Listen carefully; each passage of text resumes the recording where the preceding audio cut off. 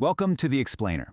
You know, schizophrenia is a word we hear all the time, but what does it actually feel like? Today, we're going to dive into the first 3 chapters of Dr. E. Fuller Torrey's really important book, Surviving Schizophrenia.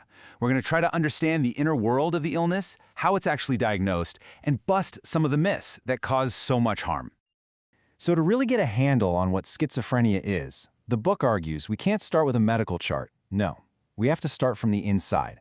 And this quote, which kicks off the very first chapter, just plunges us right into that inner world, a place of incredible struggle and this constant looming sense of dread.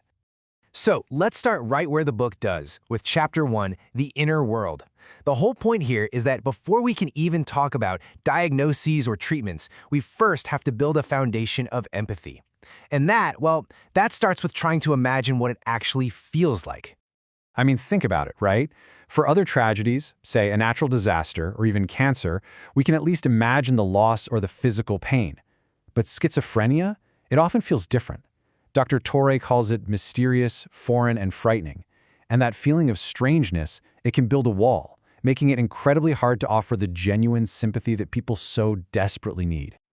So what does that strange experience actually break down into? You know, the book makes it clear this isn't just one single thing. It's more like a whole constellation of changes.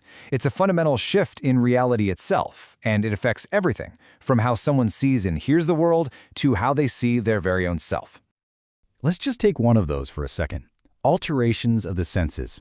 One of the book's key points is that this is one of the most common early symptoms.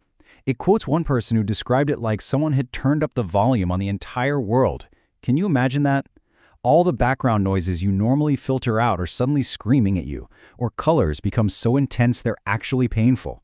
This isn't a choice, it's a deep change in how the brain processes everything. And this leads to what is honestly one of the cruelest parts of this disease, a concept the book introduces called anosognosia. Now, it is so important to understand this.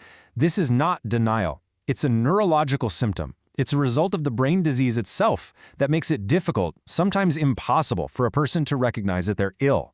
This lack of insight is a huge barrier to getting help and, as you can imagine, a source of incredible pain for families trying to support their loved one. So you gotta wonder, right? If the internal experience is this chaotic and the person who's suffering might not even realize they're sick, how on earth do you get from that private reality to an actual clinical diagnosis? Well, that question leads us perfectly into the book's second chapter, where we shift our perspective from the inside to the outside. All right, so let's flip the script and look at this from the outside in. Chapter 2 is all about how clinicians take that chaotic inner world we just talked about and sort of translate it into a structured, objective diagnosis. This is really where personal experience meets the medical framework.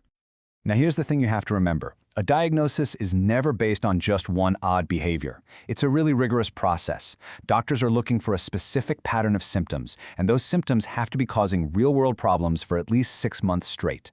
And just as important, they have to rule out everything else it could possibly be. Okay, so once we get a handle on the internal experience and the external diagnosis, it's just as important to understand what schizophrenia is not.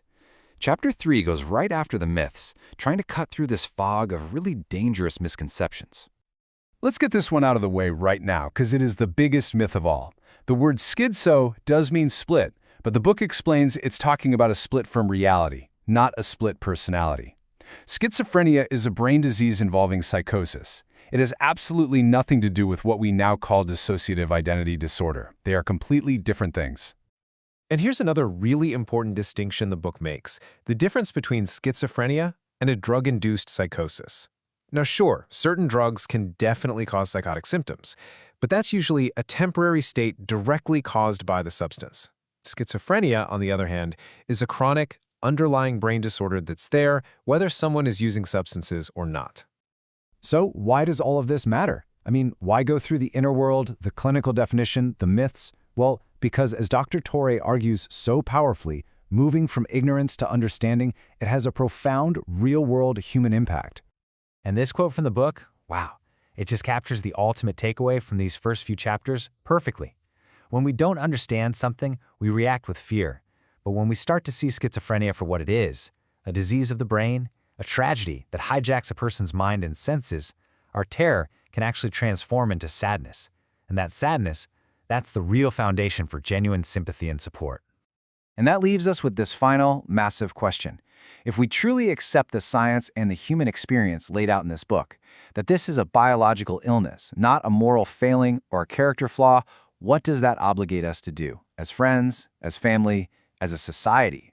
It's a question that really challenges us to move beyond fear and into meaningful action.